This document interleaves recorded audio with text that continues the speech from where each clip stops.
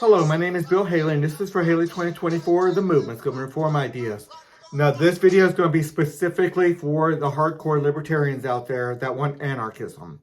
Not socialism anarchism, but total small government anarchism. Very much into the voluntary model of government, voluntary model of how we operate society versus government. So I think I've gotten about as far as we possibly can go. And I just did a 16-minute video. I'm going to try to keep this down to 5 minutes, maybe 6 or 7. But I did a 16-minute video. It's going to be at the bottom of my one of my major pages on my website soon. And this is June of 2022. So let's see if I can do this. Can we get down to a framework where we have a voluntary society to the largest degree possible? First, we have to see how can we stop the general public or corporations or anybody out there in America stop from creating negative externalities.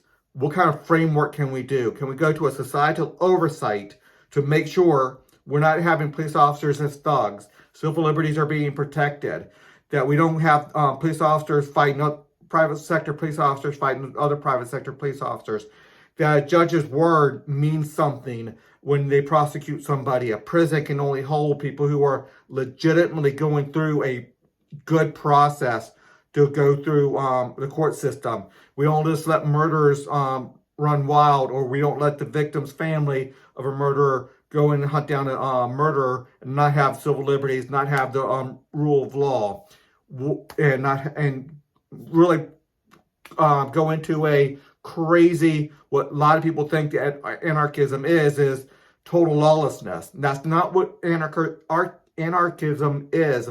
It is a ordered society by voluntarily cooperating with people. But we need some framework around that. So let's look at that. Citizen ownership model of government. Now, I believe in a citizen ownership model of government, and citizens, the ownership right of citizens means we also have the ownership right to come together as a lot of citizens and own a geographic area and own the governance over that. And I believe in a social contract, that people have to sign the social contract. That could be controversial. I understand the arguments against it. I've heard all the really good arguments against it, but without that, I don't know how we go further. Not with that. I want people to have to sign that social contract saying they're going to do the non-aggression principle, saying that they're not going to create negative externalities. And the only time we have monopolized representative control over all the people is to stop the negative externalities, stop them from aggressing on others. How can we do that and then still keep civil liberties within a proper police force? Anarchism has proper police force, but it's private, and private courts, and that's what I have. Private prisons, that's what I have. But we can't have this thugs just throwing whoever into prison on a kangaroo court. So let's keep on going. I'm already at 3.5 minutes. So we do deal with a lot of that. Taxation is not theft if you sign a social contract. I believe probably well over 50, maybe 60 or 70% of our current government is theft, because it's giving money from one person to another, not for government services, not for legitimate government services, but for welfare and corporate welfare and the like. Now, I do have a couple mandates that we do help the poor, because we get rid of all of government welfare. So you do have to go through a charity system to help the poor with some. Everybody has to contribute. We're not going to be able to get rid of that. There's no legislation out. There's no legislators out there right now that's been elected that even comes close to wanting to get rid of all of welfare.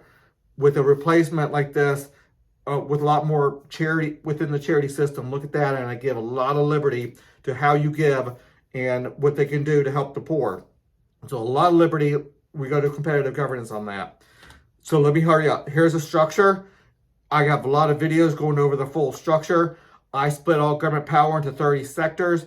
Here's the 30 sectors: the charity system, the foreign protection system, the violent crime mitigation system. On a 16-minute video, I go through a lot of that. You can go to my website and look at how I take care of the foreign protection system, free enterprise, A lot of it's societal oversight. A 70% vote to do anything with the military outside of American soil.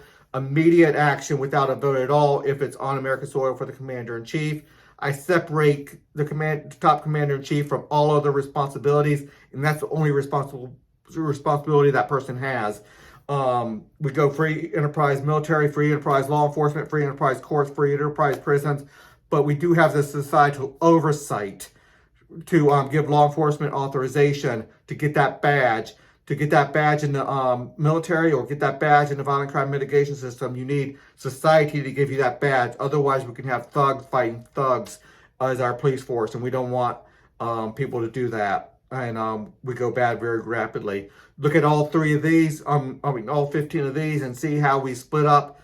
All these are elected leaderships with per sector, distinct elected leadership per sector, and that's highly, highly important.